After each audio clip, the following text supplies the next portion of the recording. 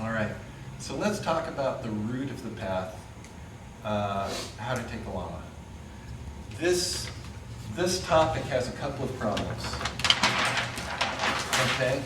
And I'll get to the Tibetan and all that in a bit.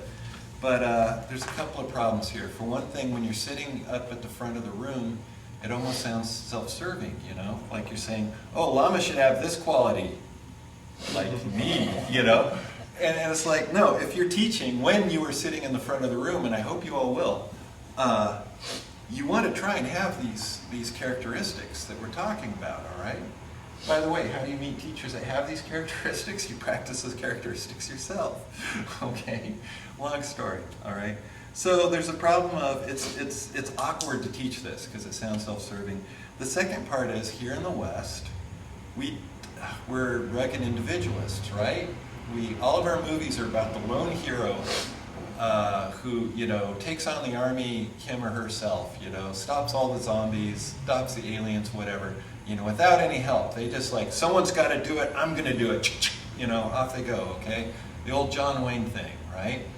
Now, we know that's like BS, okay? Nobody ever got good at anything without help, all right? Without a teacher. Now, 3 of the 4 people here are martial artists, you know. And again, those come from the East, right? Where it's like you go to a teacher. You want to be good at anything, you go to a teacher. And that is the truth, isn't it? You want to be good at music, you know? You need someone to show you the way, all right? You can't just have, you know, tapes and videos and books and then sit there with your guitar or your drums or anything like that, you know? You want to be good, you need that hands-on hands kind of thing, okay? Isn't that true? And you know what? And this gets awkward, this how to take a Lama and then the reverence for the Lama. It's like the early English people who described Tibetan Buddhism, they said, I don't know, it doesn't look like Buddhism to me, chop it. They worship their lamas, it looks like Lamism. And they call it Lamism, okay? But it's not about worship, okay? Worshipping somebody who's good at something will not make you good at something, okay? You have to do what they show you to do, all right? I think the best Christians are Christians who are trying to be like Christ and doing what he does, not just worshiping him, okay? I don't know, it's like suppose you won a contest, like you get guitar lessons from Eddie Van Halen or something, you know, I don't know, just feel some. It's like, it's really great. So you go to the studio and Eddie's there and you're going, Eddie, you're so great. You're like my hero. And he says, oh yeah, okay, well, thank you. Okay, well, let me show you some stuff. This is how you tune. And shows you some chords and all that. It's like, okay, we'll practice and come back next week, you know. And then you come back next week and you're going, Eddie, you're so great. You're so awesome. You know, it's like, thanks. So how'd you do with those chords? Well, I didn't practice, but Eddie, you're so great, you know, okay? So this is how you take a Lama, all right? Yeah, faith and admiration. You have to really like how they play guitar or play the drums or roll or do whatever, okay? And you say, I want that, I want that. This is the faith and admiration part, okay? The next part is, and that's Depa Jangwa. Say Depa? Depa. Jangwa. Developing faith and admiration for them. The next thing you do when you have a Lama is Sampe Tenpa. Say Sampe Tenpa. How to think about them, okay? How to think, how to keep your Lama in your thoughts, all right? Once you find a teacher, it's very easy to say, yeah, they're good, but they do that thing, you know? You start, maybe they're not that good, okay? Doubts will come up, believe me, especially if you go to the desert thinking you have this rock star Lama that's so awesome, and strange things happen, and you go, what have I done, okay? You have to believe that once someone takes you as a student, you know, they're going to put you through the ringer, all right? And it will be hard, okay? We had that, you know, the original 80s Karate Kid, you know? It's like, I want to learn karate. Okay, go paint the fence, you know, paint the fence, you know? Wax on, wax off, you know? It's like, this crazy old man's making me do this stupid stuff. I want to learn karate. We know how the story goes, right? Okay. Think that everything they're doing is some kind of teaching. And then how to act towards them. These two kind of go together. Um, and the result of this, these are kind of subdivisions of like, how do you develop faith and admiration? It's how you think about them and how you act towards them. And the acting is actually just doing what they say, all right? Has Sifu Harris never asked you to do something that you don't want to do? No, sometimes they will, okay? This is how you get good, okay? It's for you, all right? The Lamas don't need you. They like, you know, that's another classic thing in the, you know, the old warriors, like, I'm old, but I will take one more student, you know? It's a hassle for them, all right? It really is a hassle for them. But what happens out of that is you develop reverence for them. That's, oh, I'm sorry, how to act towards them. Jorway? Jorway. And that leads to Gupa, say Gupa? Kepa. Sorry for the scroll, it was getting late when I was doing that. This is you develop reverence for them, okay? And if you just keep thinking of the good qualities of your Lama, your teacher, your, you know, whatever, it's really good for your mind, and it's the beginning of the path. Now, I was sitting, had to wait in a waiting room somewhere, and I thought about some other stuff, too, about teachers, okay? And here's the problem in the West, you know, there's fake gurus, there's people who are charismatic. So I made like this list, you know, it's like, and I hope this is Chetan Kapian.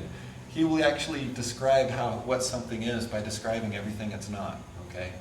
So a teacher, it's not necessarily the title, okay?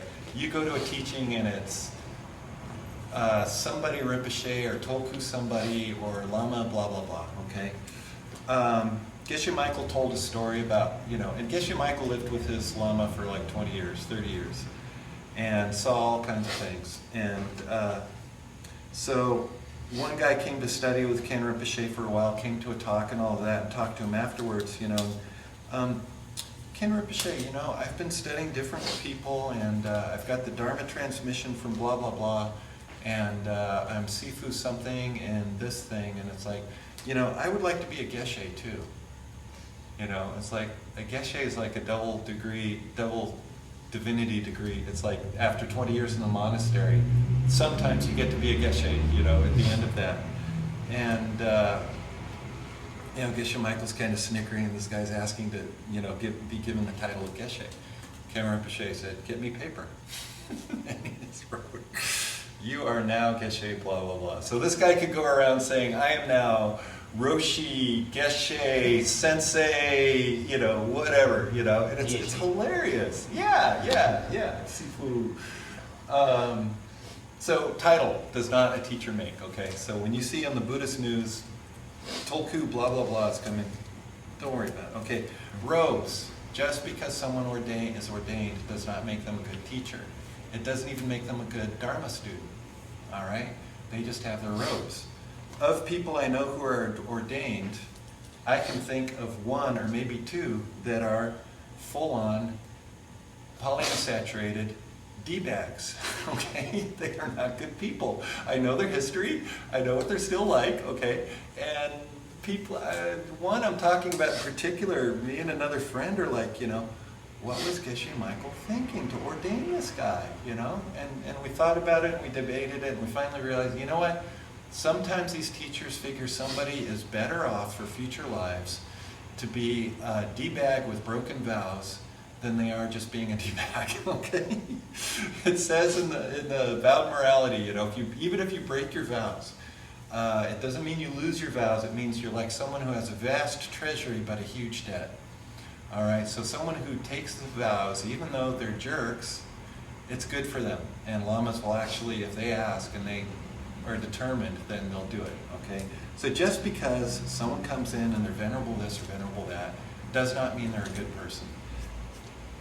When you take a teacher, you will become like them for better or worse, all right? So it has to be somebody, it's like, I want to be like them. I want to have what they're having, all right? What else? Book learning. Okay, there are a lot of professors of Buddhist stuff and things like that. You can go to their talks, you can read their books. The books are written in an academic language and it's very hard to understand sometimes, you know. But you can learn a lot, technically. sometimes it doesn't have a lot of heart in it, and it's not something that strikes you as personal advice. And sometimes just book learning or academic stuff isn't gonna, another example, okay? Someone comes to Geshe Michael, there's a new translation of Jade Tsongkhapa's commentary on Arya Nagarjuna's Root Wisdom. This is like the best thing in the world, okay? Arya Nagarjuna is more or less the founder of the Middle Way, or the one who brought it out. And Jade Tsongkhapa, of course, is the best commentator ever. Geshe Michael's been meaning, to get around to translating this, but there's so much stuff to translate. That's why I throw this Tibetan out there. Maybe it'll plant a seed. There's lots of Sanskrit scholars. Anyway, I digress. So they bring Geshe Michael his translation. He kind of rolls his eyes and he says, let me see it, okay? That's why he translates all of his own stuff, because a lot of the translations out there sucks. So he starts reading, he goes, throw it away. Why? Okay, look, the guy is saying, Jade Tsongkhapa is saying how through denying the self, okay? It shouldn't be denying the self, it should be denying a self. If you say denying the self, that means you're presuming there is a self or an entity to deny to begin with. He didn't say it in so few words, but he's explaining, So if someone says denying the self, that means they think there's a self to deny. It should be a self that never existed, doesn't exist, and never will exist. These guys don't know what they're talking about. Throw it away. Okay. The point being, the academic stuff, if the meaning can change just with an a or a the, and think about it. You're reading, it says denying a self. A self. It's different from the self, because of course, the self, but a self, one that never did exist, doesn't exist, never will exist, but it appears as existing, that's really different. So, book learning does not a good teacher make. What else? Asian. Okay, you gotta realize, India, China, all of those places are some of the poorest places in the world, okay? If you're from one of those places and you can get a ticket to the United States and call yourself Toku blah blah blah or Sifu this or something that, you have it made, all right? So everyone who, you might assume if someone is Asian and they're Hang Shi something or Dorje Tenpei something, oh, they're Tibetan, they must have something to teach, Ain't necessarily the case, okay?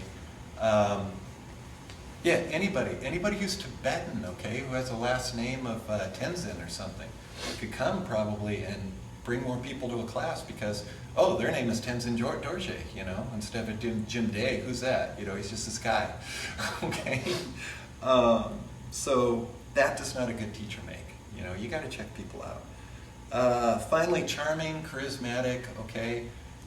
Obviously, salespeople, con men, self-help guys, or personal growth people, men and women, they obviously can make you feel good about yourself, and you want more, because so much in this world is telling us that they're awful, that when someone says that you're great and you have infinite potential, you go, really? Tell me more. Okay? So all of those things do not make a teacher. All right? Necessarily. I'm not saying that a teacher can't have these things.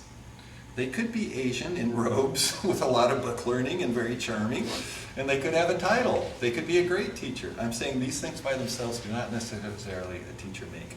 All right, that's not on the homework. That's just my editorial, but I wanted to share it with you. So, what does make a good teacher? We have some lists.